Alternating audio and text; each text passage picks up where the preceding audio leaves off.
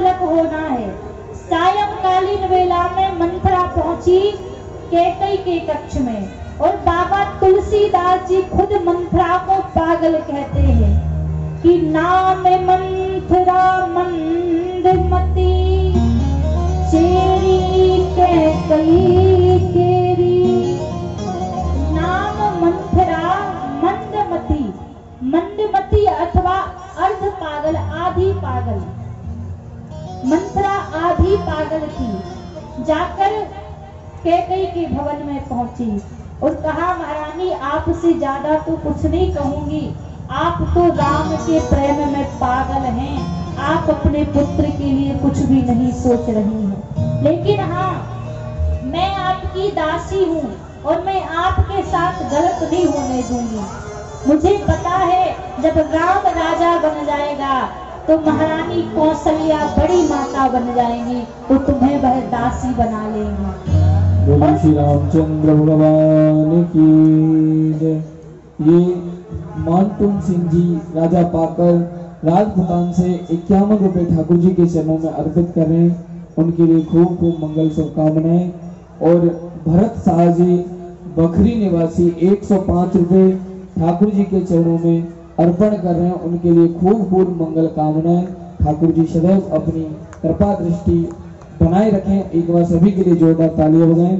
बोलिए श्री रामचंद्र भगवान की जय। यहाँ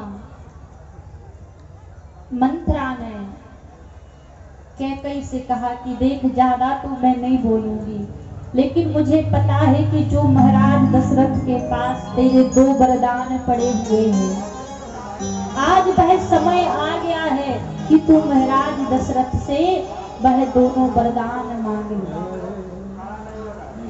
बोलिए श्री रामचंद्र भगवान की जय। वो सब भूल के दुनियादारी को श्री राम भजो जय राम।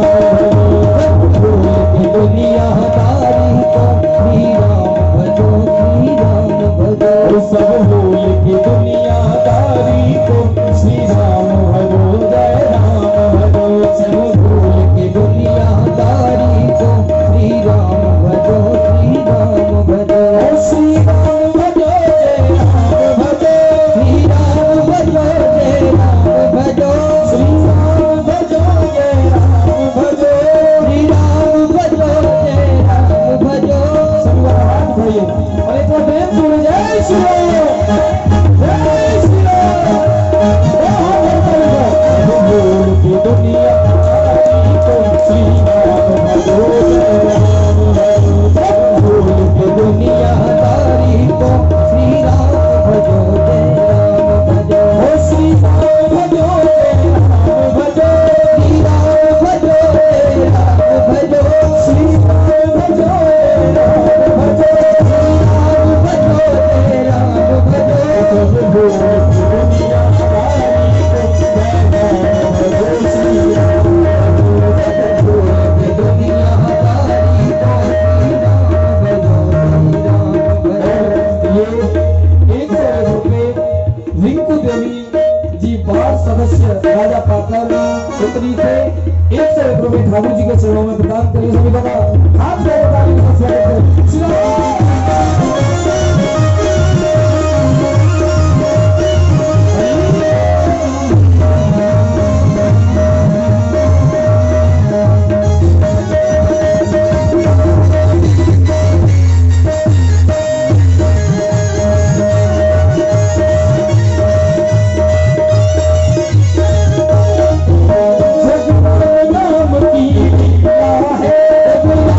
राम की लीला है,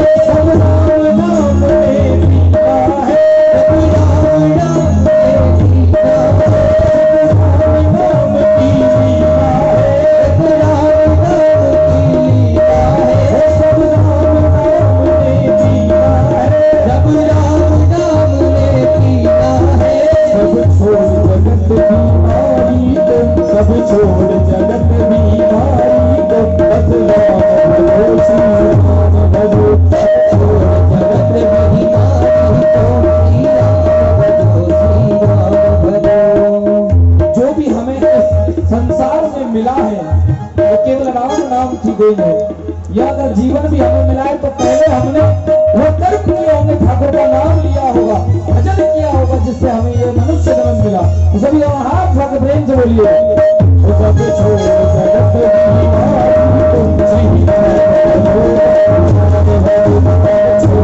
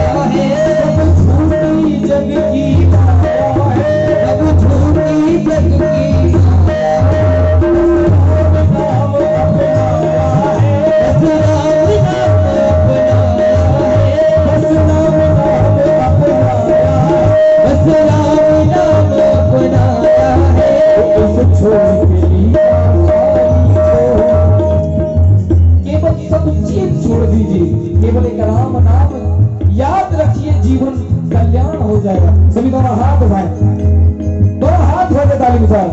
वो सब छोड़ के जीवन सारी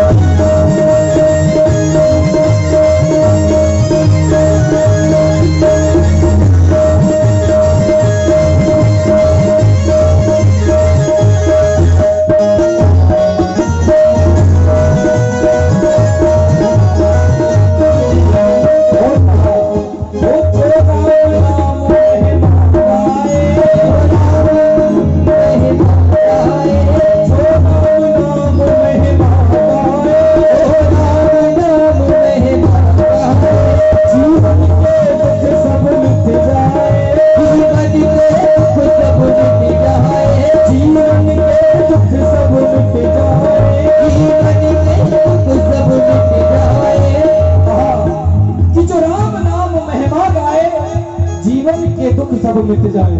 तो कौन कौन चाहता है कि जीवन से कष्ट मिट जाए, दूर हो जाए? सभी दोनों हाथ उठा के कहें, वो सब भूल के दुनियादारी को बस राम भजो श्री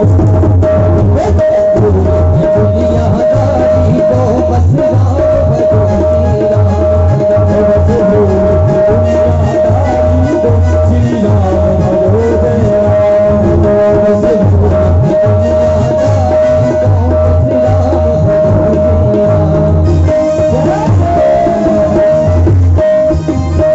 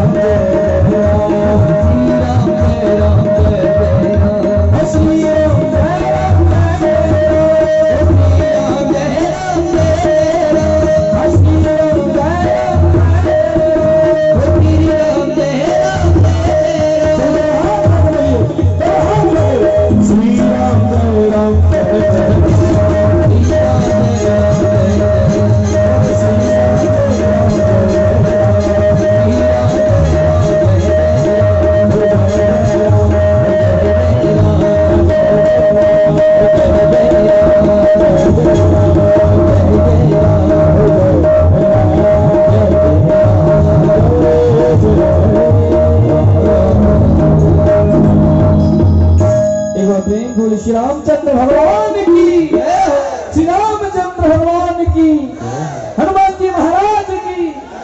एक बार प्रेम से बोले जय श्री राम, जय श्री राम।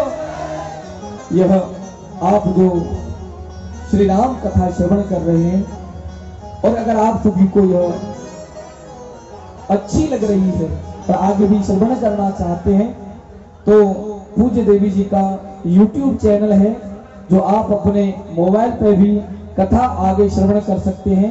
देवी गौर प्रिया जी के नाम से YouTube चैनल है जो आप अपने मोबाइल पे भी अपने घर जाकर आनंद पूर्वक कथा श्रवण कर सकते हैं। देवी गौर प्रिया जी सर्च करिए और अपने मोबाइल में श्री राम कथा और श्री भागवत कथा श्रवण करते रहिए। एक बार प्रेम जोड़ी श्री रामचंद्र भगवान की जय। बोलिए हनुमान जी महाराज की जय हो। यहाँ कैकई कोप भवन में चली गई, जैसे ही मंत्रा ने भड़का दिया। तैयारी चल रही थी भगवान के राज तिलक की। महाराज दशरथ को समाचार मिला कि महारानी कैकई कोप भवन में है। अर्धरात्रि का समय था। महाराज दशरथ विश्राम के लिए ही जा रहे थे, लेकिन जब पता लगा कि कैकई कोप भवन में है तो फिर सीधे कैकई के भवन में पहुंचे और कैकई के भवन में जाकर बोले, देवी क्या बात है, आप क्रोधित क्यों हैं? आप पहले तो बड़ी प्रसन्न थी, लेकिन क्या हो गया? तो महारानी कैकई बोली, महाराज हमारे जो 2 वरदान आपके ऊपर हैं, मैं 2 वरदान मांगना चाहती हूँ। तो महाराज दशरथ ने कहा कि मांगिए, 2 क्या, आज तो प्रसन्न होकर जो भी तुम मांगोगी मैं बहक में दे दूंगा। मैं आज बड़ा प्रसन्न हूँ क्योंकि मेरा राम राजा बनने वाला है। कैकई ने कहा, ऐसे नहीं मांगूंगी, पहले आप राम की सौगंध खाइए कि जो मैं मांगूंगी आप उसको देंगे। क्योंकि कैकई को पता है यदि राम की सौगंध नहीं दिलाऊंगी तो ये वरदान मुश्किल है, जो मैं मांगूंगी वह मुझे मिलेगा। महाराज दशरथ को तो पता ही नहीं था कि सौगंध के पीछे का राज क्या है। सौगंध खाली राम की, जैसी राम की सौगंध खाई और माता कैकई ने वरदान मांग लिए। कहा, महाराज मुझे 2 वरदान चाहिए कि तापस वेश विशेष उदासी 14 बरस राम बनवासी। मैं चाहती हूँ, मेरा पहला वरदान है कि भरत को राजा बनाया जाए और राम को 14 वर्ष के लिए वन के लिए भेजा जाए। महाराज दशरथ ने तो जैसे ही सुना मानो जमीन तले की धरती ही फिसलने लगी हो। कहा, देवी आप बोल क्या रही हैं? भरत को राजा बना दूंगा, कोई आपत्ति नहीं है, क्योंकि भरत भी मेरा ही पुत्र है, लेकिन मेरे राम को मुझसे दूर मत करो, मेरे राम को मुझसे अलग मत करो। आप चाहती हैं कि भरत राजा बने, भरत ही राजा बनेगा, लेकिन जो दूसरा वरदान है इसको आप बदल दीजिए, इसकी जगह पर कुछ और मांग लीजिए। माता कैकई ने कहा, नहीं, जो वरदान मैंने मांगे हैं मुझे यही 2 वरदान चाहिए, और यदि दोनों वरदान नहीं दे सकते तो मुकर जाइए कि झूठी राम की सौगंध खाई है। यदि दोनों वरदान नहीं दे सकते, मैंने तो आपकी कुल का बड़ा नाम सुना है। आपकी कुल का नाम कैसा चलता है? रघुकुल रीत सदा चलिया, रघुकुल रीत सदा चलिया, प्राण जाने परे बचन न जाए, प्राण जाए पर बचन न जाए।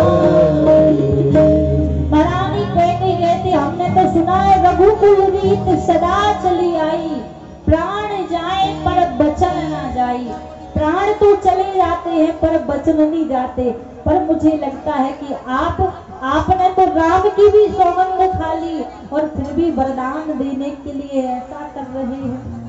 अब तो महाराज दशरथ के नेत्रों से तर तर अश्रुपात बहने लगे, गिर पड़े रोने लगे। कहा देवी जो तुम्हें चाहिए वो मुझसे मांग लो, लेकिन मेरे राम को मुझसे दूर मत करो।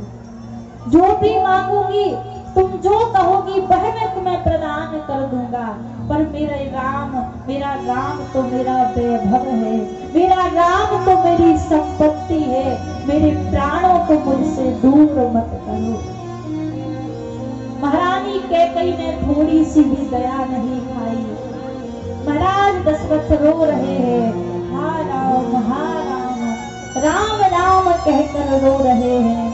हे रघुनंदन प्राण प्रीते, तुम बिन जियत बहुत दिन बीते।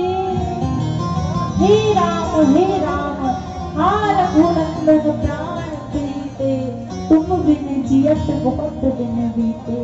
रोते रोते महाराज दशरथ मूर्छित हो पड़े। अर्धरात्रि का समय था, रात बीत गई, प्रातः काल वेला हुई। सुमंत जी ने सोचा आज तो 8 बज चुके हैं, लेकिन महाराज दशरथ आज जागे नहीं। ऐसा तो कभी होता ही नहीं कि महाराज दशरथ इतनी देर तक सोए।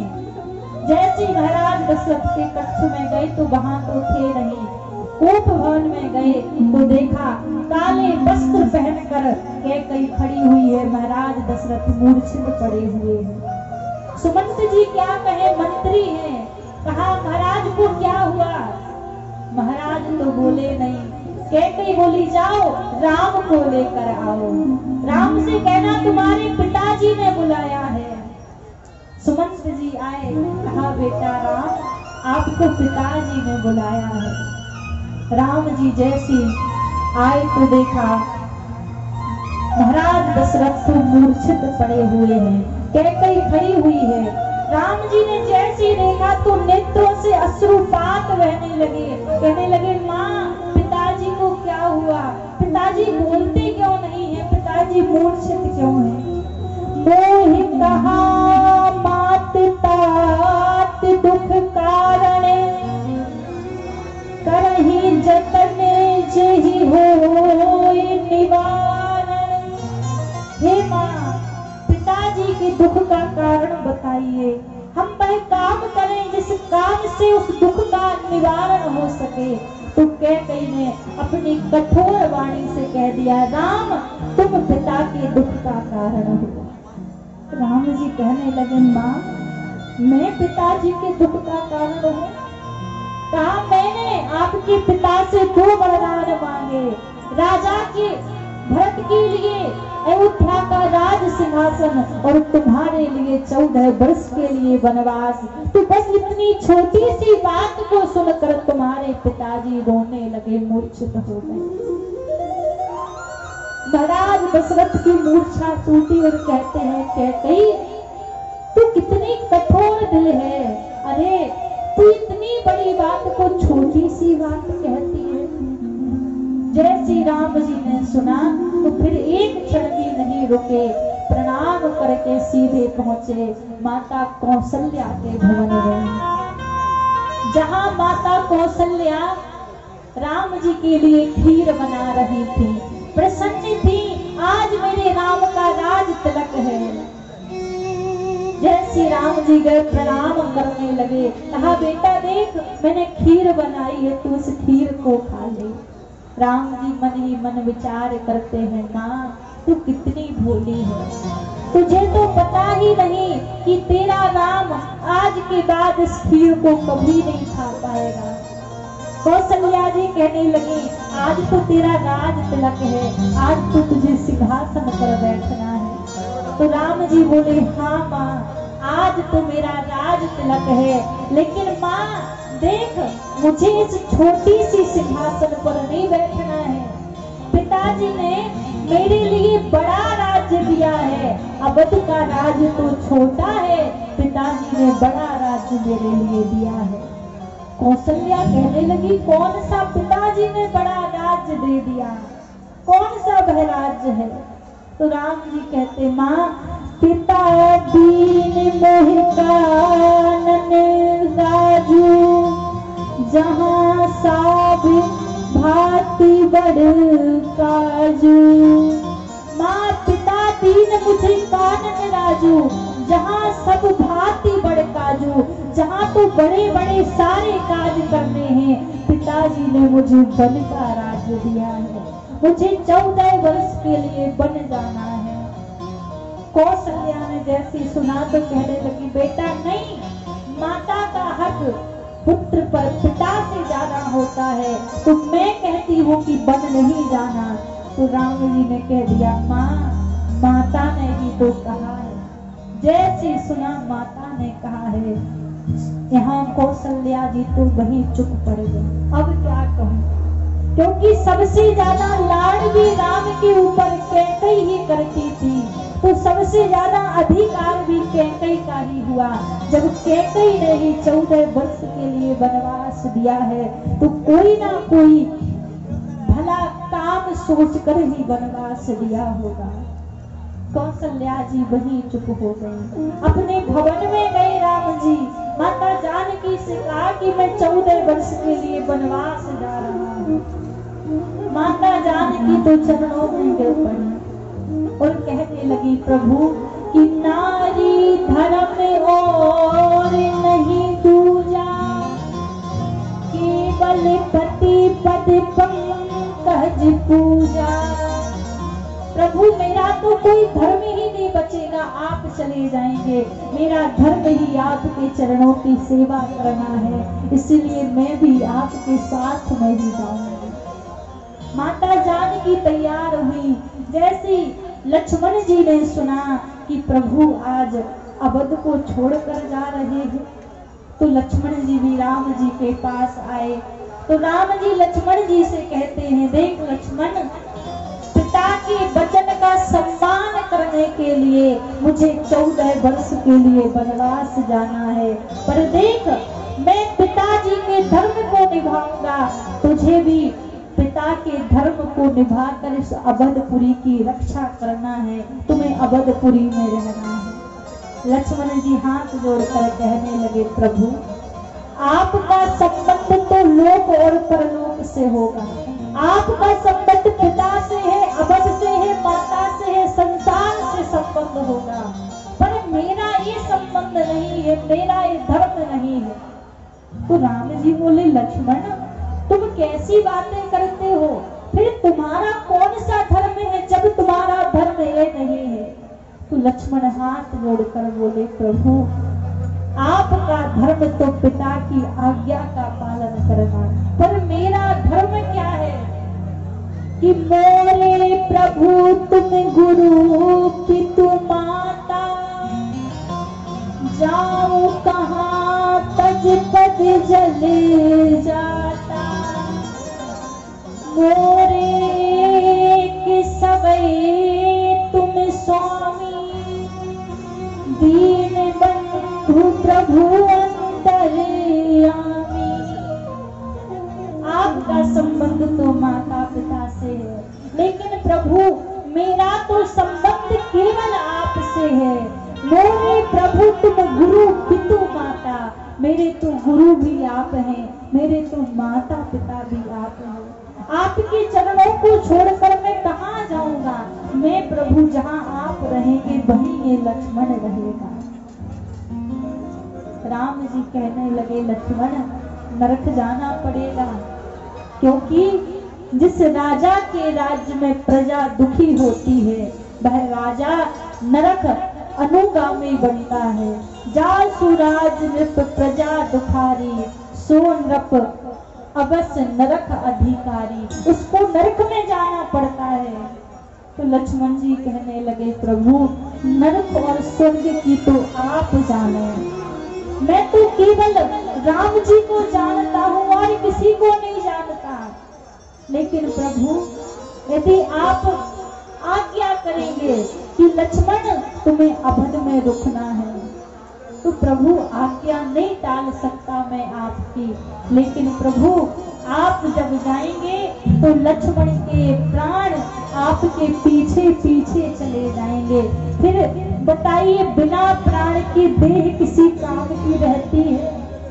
राम जी का हृदय भर आया, लक्ष्मण को हृदय से लगा लिया। कहा ऐसा ना हो मैं थोड़ा सा और कहूं तो लक्ष्मण यही प्राण ना त्याग दे। जब कहा कि जाओ अपनी माता से आज्ञा लेकर आए, जब आज्ञा की बात कही